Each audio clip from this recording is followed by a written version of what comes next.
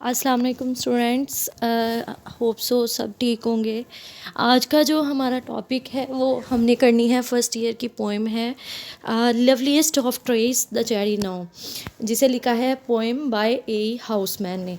तो स्टूडेंट्स, इस पोएम का जो पोइट है वो है ए हाउसमैन, जिसने ये पोएम लिखी है और जिसमें इसने डिस्क्राइब किया है चेरी। बच्चे, लवलीएस्ट ऑफ ट्रेस का मतलब होता है दरख्तों में सबसे ज़्यादा खूबसूरत, द चेरी नो, चेरी का दरख्त। तो चेरी एक फल है जिसके दरख्त की वो ट्री की खूबसूरती को वो बयान कर रहा है अपनी पोएम के अंदर। और जो ए हाउसमैन है वो ही लव्स विद नेचर, वो नेचर से, कुदरत से बहुत प्यार करता है। That's why he wrote loveliest of trees the cherry now. तो स्टूडेंट्स, एज़ यूजुअल सबसे पहले हम पोएम की रीडिंग करते हैं, उसके बाद हम इसका रेफरेंस टू कॉन्टेक्स्ट करेंगे, उसके बाद हम इसकी एक्सरसाइज करेंगे। तो स्टूडेंट्स, स्टार्ट करते हैं हम आज का अपना लेक्चर। सबसे पहले हम पोएम की रीडिंग जो है वो स्टार्ट करते हैं, जिससे हमें बाद में पता चलेगा कि what is the basically the theme and the central theme and what is the main idea, या हम कह सकते हैं कि इस पोएम का क्या है, जिसे हम एज अ कॉन्टेक्स्ट यूज़ करते हैं। तो स्टूडेंट्स, ये हमारी पोएम है जिसकी फर्स्ट लाइन है loveliest of trees the cherry now. दरख्तों में खूबसूरत दरख्त जो है वो चेरी का है। लवलीएस्ट स्टूडेंट्स, यहाँ पे जो वर्ड बोल्ड किए गए हैं, यानी जिन्हें हाईलाइट करके लिखा गया है, अंडरलाइन किया गया है स्टूडेंट्स, ये आप एज ए सिनोनिम भी इसके जो हैं आपने इनको याद करना है, जो मैं आपको नेक्स्ट लेक्चर में करवाऊँगी। Loveliest of trees the cherry now, दरख्तों में सबसे खूबसूरत दरख्त चेरी का।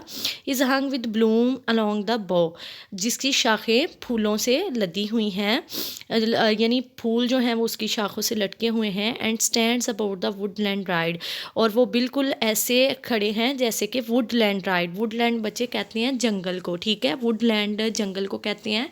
मतलब कि वुड का मतलब होता है दरख्त और लैंड होता है जजीरा। तो वुडलैंड हो गया जहाँ पे बहुत ज़्यादा दरख्त हो। तो एग्जैक्टली हम जहाँ पे दरख्त हों उसे हम जंगल कहते हैं। राइड कहते हैं बिल्कुल तैयार हों, जैसे कि वो चलने के लिए तैयार हों। Wearing white for Eastertide. Eastertide student, यहाँ पे ईस्टर टाइड को अंडरलाइन किया गया वर्ड, जिसका मतलब है क्रिश्चियंस का एक फेस्टिवल होता है ईस्टर का, ठीक है। तो ये यहाँ पे क्रिश्चियंस के फेस्टिवल का जिक्र किया गया, जिसे क्रिश्चियन जो है वो सेलिब्रेट करते हैं बाय वेयरिंग वाइट ड्रेस। तो वो चेरी के दरख्त पे जो फूल लटके हुए हैं वाइट कलर के, जैसा कि हमारी जो हमने टाइटल पेज पे आपने देखा, ये चेरी का जो दरख्त है ये उसके फूल हैं स्टूडेंट्स, जो नज़र आ रहे होंगे आपको, बिल्कुल वाइट कलर के हैं। तो सेम जो पोइट है वो डिस्क्राइब कर रहा है वुडलैंड ईस्टर टाइड को, कि वो बिल्कुल, आपको पता है कि क्रिश्चियंस जो है वो वाइट ड्रेस पहनते हैं उस दिन, तो वो बिल्कुल ऐसे कह रहा है कि जैसे दरख्त जो है वो बिल्कुल ऐसे तैयार है जैसे वो ईस्टर फेस्टिवल में जाने के लिए खड़ा है। नेक्स्ट जो है, नेक्स्ट ये हमारा फर्स्ट एंजा था। सेकंड में पोइट हमें कह रहा है नो ऑफ माई 3 ईयर्स। 3 यहाँ पे स्टूडेंट्स मुराद ये है कि यानी कि 70 years and 20 will not come again, यानी कि जो राइटर है, स्टूडेंट्स पोइट है जो, उसकी उम्र कितनी है, 20 साल, जिसमें से जो 20 ईयर्स हैं वो गुज़र चुके हैं। तो वो कहता है 20 विल नॉट कम अगेन, कि जो 20 साल गुजर गए हैं, मैंने नेचर को नहीं देखा, मैंने इस दरख्त की खूबसूरती को नहीं देखा, तो वो 20 साल कहाँ से वापस आएंगे। And take from 70 springs a score, कहता है कि अगर 50 साल मेरी उम्र पीछे बचती है तो उसमें से 20 साल मैंने गुजार दिए हैं, तो मेरी ज़िंदगी में अभी इट्स ओनली लीव्स मी 50 मोर। तो कहता है मोस्टली ये फूल जो हैं आपको पता है स्प्रिंग के सीज़न में, यानी कि बहार के मौसम में खिलते हैं। तो वो कह रहा है, पोइट कह रहा है कि इट ओनली लीव्स मी 50 मोर, कि ये मेरे पास कितने पीछे बच गए हैं, सिर्फ के 50 साल मेरे लिए बचे हैं, कि जो मैं नेचर की ब्यूटी है जो उसको इंजॉय कर सकता हूँ। And since to look at things, third वाला जो स्टेंजा है, and since to look at things in bloom 50 springs are little room, कहता है कि अगर मैं चाहूँ कि मैं इसकी खूबसूरती को इंजॉय करूँ, इन फूलों की खूबसूरती को, 50 स्प्रिंग्स, तो कहता है मेरी ज़िंदगी की 50 बहारें, यानी कि अब मेरे लिए 50 साल, यानी इस टाइम पोइट कितने साल का हो गया, 20 साल का, तो 50 बहारें वो कहता है मेरी ज़िंदगी में बाकी हैं। 50 स्प्रिंग्स आर लिटल रूम, तो यहाँ लिटल रूम को अंडरलाइन किया गया वर्ड को। तो स्टूडेंट, इसका क्या मतलब है लिटल रूम का? यहाँ पे मतलब ये जो पोइट है वो डिस्क्राइब कर रहा है कि छोटा है, बहुत थोड़ा है, बहुत कम है, यानी यानी कि वो चाह रहा है कि वो he want to enjoy the beauty of nature. Like उसको कहता है कि चेरी का दरख्त इतना खूबसूरत है कि अगर मेरे पास 50 बहारें भी आ जाएं, कि मतलब मेरी ज़िंदगी 50 साल की है तो उसमें अगर 50 बहारें भी आ जाएं और मैं इनकी ब्यूटी को एंजॉय करूं तो भी मेरे लिए कम है। About the Woodland I will go, तो जो पोइट है वो कोई भी मौका नहीं छोड़ता जंगल में जाके इसकी ब्यूटी को एंजॉय करने का। To see the cherry hung with snow, वो कहता है कि वो सिर्फ उसके खिलते हुए फूलों को ही नहीं देखेगा।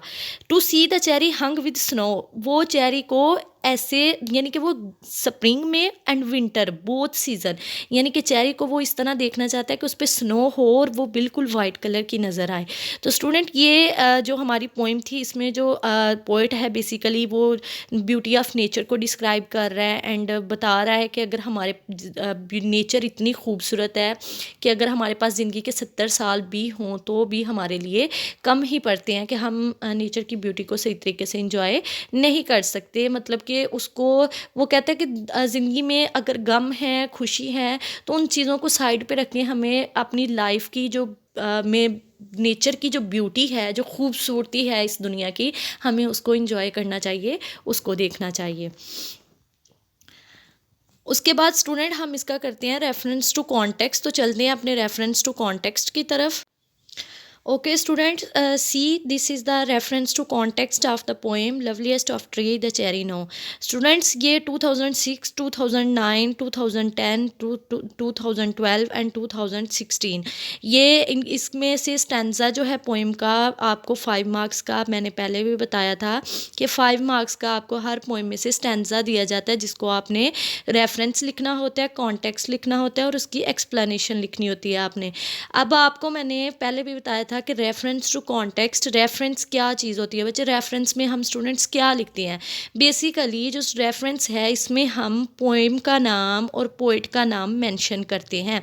लाइक लाइंस लिखी हुई हैं, these beautiful symbolic impressive and expressive lines have been taken from the famous poem, यानी कि ये जो बहुत ही ज़्यादा खूबसूरत और बहुत ही ज़्यादा एक्सप्रेसिव यानी कि बयान की गई खूबसूरत सी लाइंस हैं, ये किस फेमस पोएम से, मशहूर पोएम से ली गई हैं, loveliest of trees the cherry now. Students आपने ड्यूरिंग लिखते हुए इसके इन्वर्टेड कॉमा जो पोएम के नाम के साथ लगे हुए हैं वो भी ज़रूर लगाने हैं एंड आपने पोएम का नाम मार्कर से बोल्ड करके लिखना है, मार्कर से बिल्कुल लिखना है कि पता चले कि आपने पोएम का नाम लिखा है।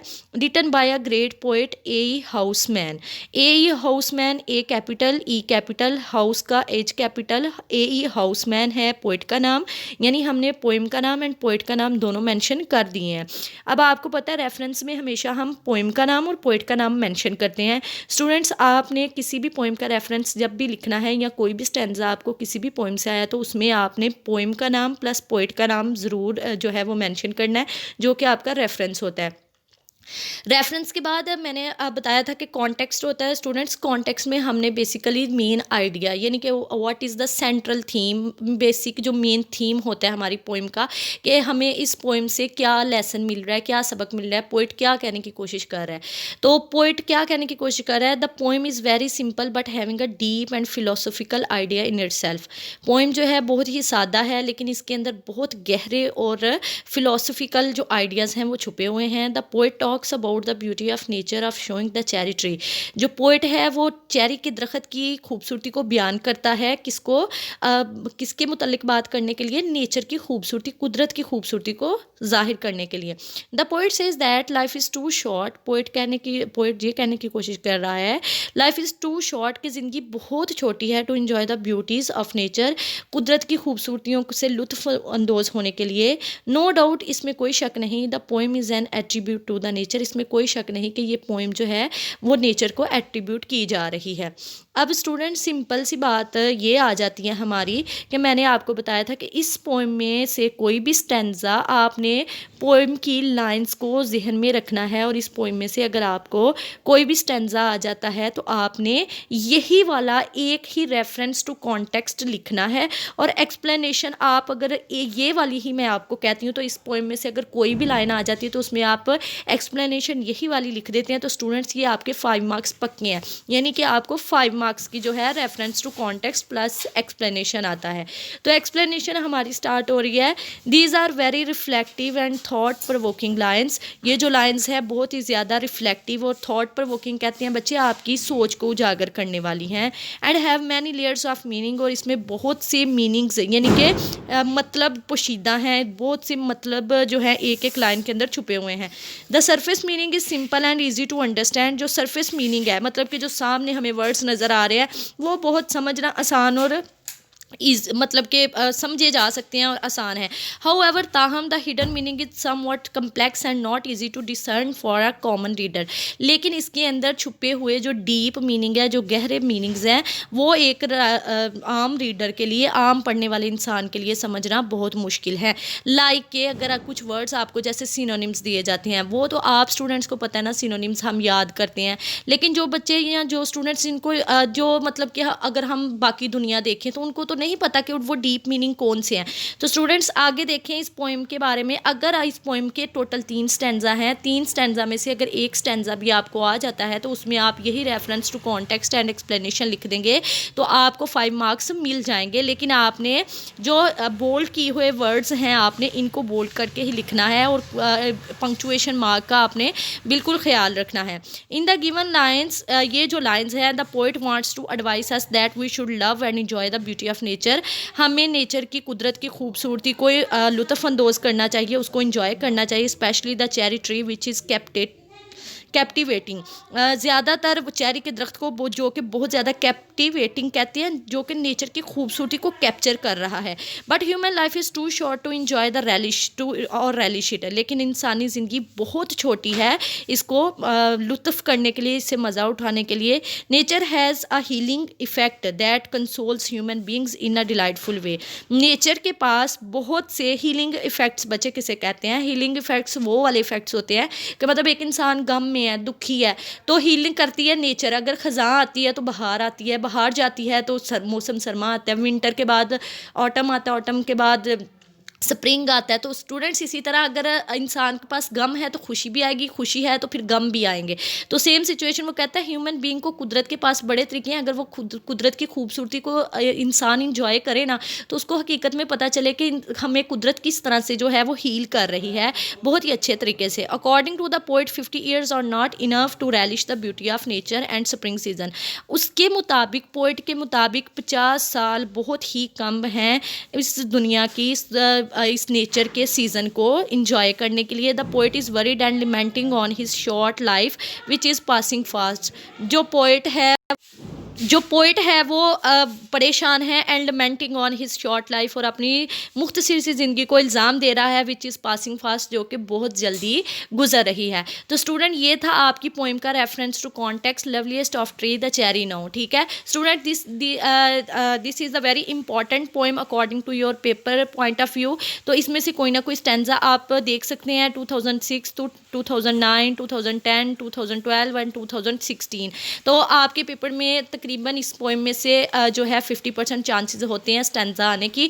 आपने पोइम्स की लाइन को अच्छे तरीके से जो है वो याद करना है, देखना है, ताकि पेपर में जब लाइंस आएँ तो आप उनको जो है वो सॉल्व कर सके। आपको मैं अगेन बता दूं कि आपने लिखना होता है पहले रेफरेंस, फिर लिखना होता है कॉन्टेक्स्ट, उसके बाद लिखना होता है एक्सप्लेनेशन। तो स्टूडेंट्स ये अब आपने इतना से याद कर लेना है, आपको जो 5 मार्क्स का आएगा। तो आपको इस पोइम में से कोई भी स्टैंजा आ जाता है तो उसमें आपने ये रेफरेंस टू कॉन्टेक्स्ट लिख देना है। होप सो स्टूडेंट्स आज का लेक्चर आपको क्लियर है, सबको समझ आ गई होगी। Okay, thank you so much students. आपने इसको एक दफ़ा रीड आउट करना है और ख़ुद से बाय सेल्फ इसकी एक दफ़ा स्टडी ज़रूर करनी है। ओके, अल्लाह हाफिज़, गुड बाय।